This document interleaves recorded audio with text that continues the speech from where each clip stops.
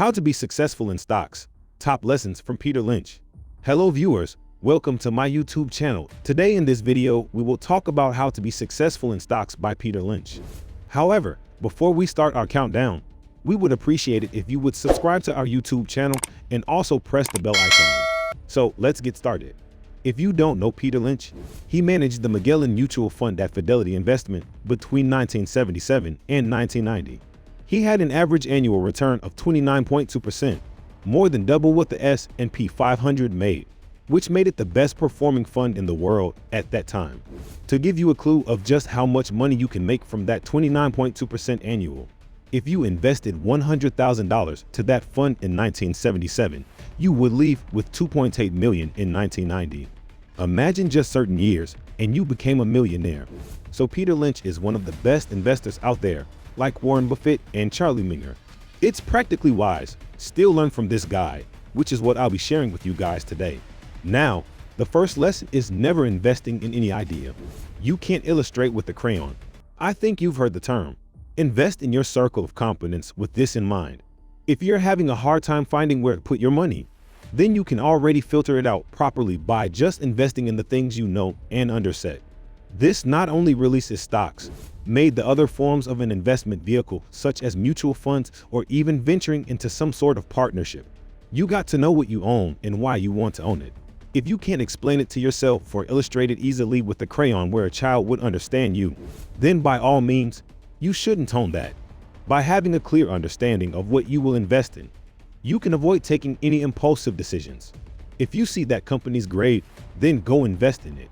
But if after researching that company and it doesn't suit your investing ideals, then throw it in there.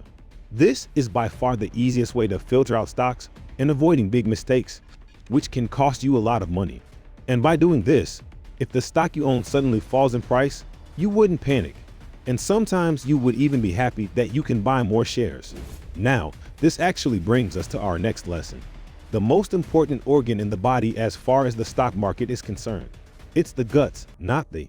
Well, this is good news for a lot of us because you don't need to be smart to be successful in stocks. In fact, did you know even a monkey can beat you if it was trained to just ignore fluctuations of the market and just diligently invest in the stock market index? Because by investing in the index alone, you already beat a lot of expert analysts and traders out there.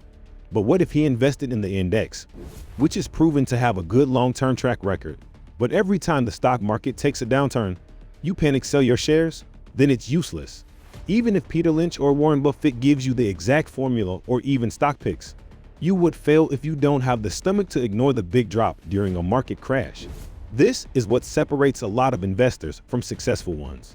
No matter how good your strategy is, you have to stick with it no matter what market cycle you are in. This is also connected to the first lesson. If you don't have a complete understanding of the companies you own, then you would definitely panic when the market drops more than 20%. But those have the stomach to take it in would even buy more shares during the drop, which is the best time to make more money in stocks, not only for capital gains, but same for getting good dividends when stocks drop, the higher the yield companies give. Remember, market crash and corrections is the best opportunity to make more money. Now before we go to our next lesson, a platform that can help you analyze companies and track your portfolio is simply Wall Street. This gives you an update on the stocks in your watch list from dividends, earnings, and even insider buying. And they have tons of data from different companies all around the world, which can help us follow our first lesson of never invest in any idea you can't illustrate with a crayon. With how they present their data, it's so easy to understand.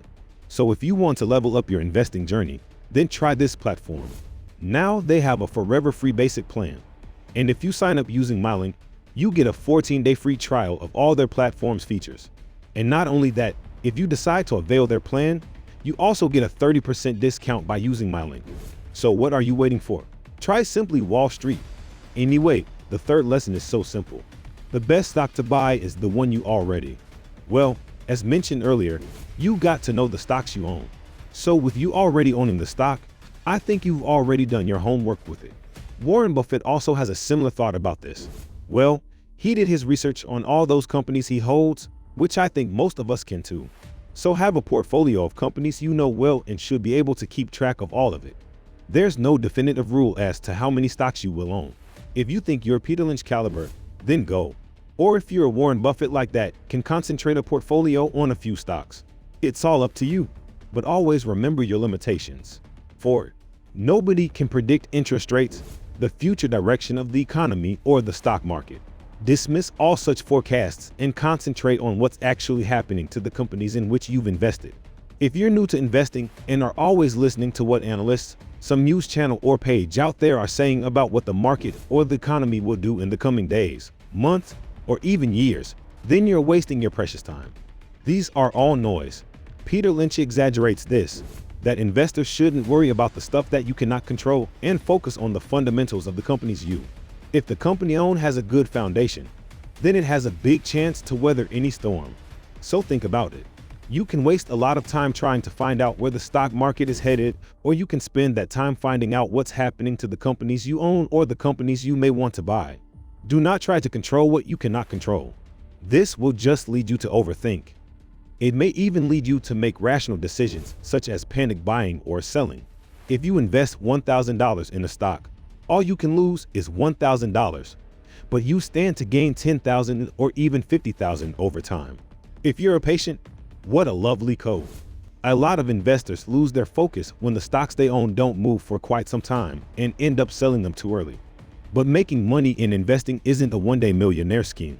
So this was our today's video. I hope you all liked this video. Don't forget to hit the like button and subscribe my channel. And also share it with your friends and family. We will be back soon with a new video. Till then, keep supporting and take care.